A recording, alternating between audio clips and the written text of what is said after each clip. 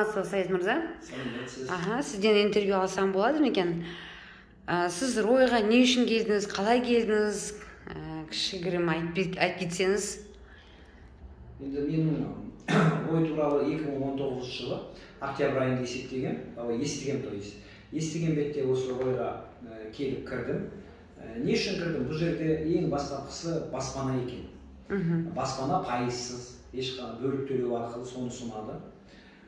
Адамдар алып жатыр ма? Адамдар алып жатыр, иә.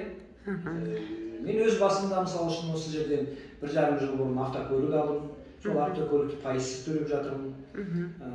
Осы мына жаз айында менің інім үйлі болды осы кооператив арқылы. Ол кісі 50%-ін бірден салып, Астана қаласынан алды. Ол жерде ол бала Москвада студент, қазір магистратурада оқып жатыр. Өзі келе алмағандықтан мен барып өз басым жаңағы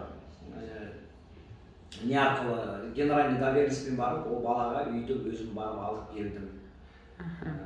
Сондықтан мен Үй кімнің атында болады? Сол Жасұланның атында бәрі үй. Жасұлан, кооперативтің атында емес, е? Жоқ, кооперативтің атында емес, кооператив только алады, оларды жаңағы уақытша соңға неге қойып қояды? Обременение. Обременение қояды, иә. Үй полностью оригинал документі бәрі Жасұланның өзінің қолында. Сіз мұны қандай машина алдыңыз? Мен Pajero Sport деген ақ джип алдым. Құтты болсын. Шүкір, қазір соны айдап жүрмін, игілігіме жарады. Керемет, енді ақ жол сізге. Ойланып жүрген пайштерге, адамдарға, андып жүрген адамдарға не дейсіз? Енді ойланып жүрген адамдарға айтатыным менің Рой сеніңіздер, келіңіздер, баспаналы болыңыздар, автокөлік алыңыздар. Әр қазақ баспаналы автокөлікті болсын. Тілейтінім сол.